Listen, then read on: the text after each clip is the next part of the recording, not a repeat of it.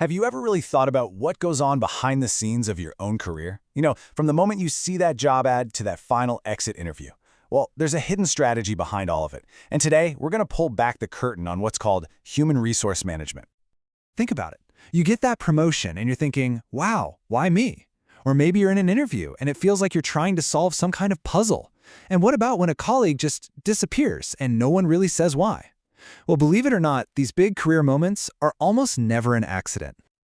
Nope, none of this is random. Behind every one of these steps, there's a plan. It's the framework that businesses use to handle their most important and often most complicated asset, their people. So what is this framework really? Let's be real for a second. When you hear HR, your mind probably jumps straight to, paperwork, payroll, all the boring stuff. But what if I told you that's just the tiniest tip of the iceberg? Good HR is actually the engine room that powers a company's success. This right here is the key. HRM isn't just administrative. It's a strategic approach. It's not about filing forms. It's about solving a giant puzzle. How do we get the right people with the right skills into the right jobs so that the whole company can win? It's about seeing people as a genuine investment, not just another cost. So, where does this all kick off? Well, for any business, it starts with a couple of really basic questions. Who exactly do we need to get where we want to go? And where in the world are we going to find them? To really see this in action, let's follow a little story. We're going to invent a business, O'Connor's Coffee House. It's a great local cafe, but it's got a big problem. And honestly, its survival completely depends on getting its people strategy right. So, before O'Connor's even thinks about posting a job ad, they have to do a little bit of fortune telling. It's called workforce planning. Are they expecting a huge rush in the summer? Are they going to start selling pastries? These questions tell them exactly who they need to hire and when. Okay, so they've decided they need a new barista. Now they create two super important documents. The job description is all about the what. Making coffee, cleaning the machine, working the register. But the person specification, that's about the who. Someone with great communication skills, who's a team player and knows their way around an espresso machine. One's about the role, the other's about the person. Now, O'Connor's hits a classic HR crossroads. They need a new manager. Do they promote their absolute best barista? That's internal recruitment. Or do they bring in somebody new from the outside? External recruitment. And this is a huge decision. Promoting from within is great for morale, but you might miss out on new ideas. Hiring externally brings in a fresh perspective, but it can kind of deflate the team you already have. It's a massive strategic trade-off. All right, so you've found the perfect person. Job done, right? Not even close. Getting someone in the door is just the beginning. The real work, and you could argue the most important part, is helping that person grow and building a place where they actually want to stick around. And that all comes down to training. Induction is basically day one stuff. Here's the mission. Here's where the bathrooms are. On-the-job training is learning as you go, like having a senior barista show a new hire how to pour the perfect latte art. And then you have off-the-job training, maybe sending a manager to a leadership course. Every single step is an investment in that person's success. So how does a company even know if all this training is paying off? Well, that's where appraisals come in. But forget what you think you know about performance reviews. A good appraisal isn't a report card from your boss. It's a two-way conversation. It's about setting goals together and figuring out what your future at the company could look like.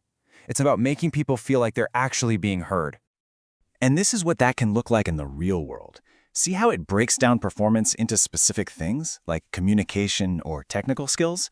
This is how you take a vague, gut feeling about someone's performance and turn it into actual, useful data that helps everybody get better. But, let's be realistic. Not every job lasts forever. People leave companies for all kinds of reasons, and both the how and the why they leave are incredibly important. Okay, listen up, because this is a really big one that a lot of people get mixed up. Dismissal is about the person, something they did or didn't do. Redundancy is about the job. The role itself just isn't needed anymore. Totally different things, and the distinction is crucial. When we're talking about dismissal, there has to be a real, legitimate reason. A company can't just do it on a whim. It could be for something like consistently poor performance, which is legally called incapability, or for more serious stuff like misconduct. Redundancy, on the other hand, has nothing to do with you as an employee. It's all about big changes in the business. Let's say O'Connor's installs a new, fully automated coffee machine. Well, the original barista job might become redundant. It's not the person's fault. Technology just made the role obsolete. Okay, so we've walked through the whole employee journey, from the first hello to the final goodbye. But why should businesses put so much time and effort into getting this right? Well, it all comes down to one thing, really, the bottom line. There's one number that keeps good managers up at night. It's called labor turnover. It's just a simple percentage of how many people are leaving. And a high number here is a massive, flashing red light, because finding, hiring, and training new people is incredibly expensive. So our little cafe, O'Connor's, shows us the how. But to really understand the why, let's look at a real-world example that shows what's at stake. Meet Furniture at Work, a company that was basically in the middle of a people crisis. Get this, their annual labor turnover was a staggering 69%. Just let that sink in for a second. More than 2/3 of their entire staff was walking out the door every single year. Can you even imagine the chaos and the cost of that? But then, they did something about it. They started investing in their people, better training, actual appraisals that meant something, open communication. And the result? In just 1 year, their turnover crashed all the way down to 8.4%. I mean, what an incredible turnaround. And here it is. This is the key takeaway from this whole thing. Good HR isn't just some nice-to-have, fluffy department. It is a direct, powerful, cost-effective investment. By focusing on their people, Furniture at Work didn't just make everyone happier, they saved a fortune and built a much, much stronger company. And all of this brings us to one final thought, one question for you to take away. These ideas apply everywhere, from the smallest coffee shop to the biggest global company. So take a look at your own workplace.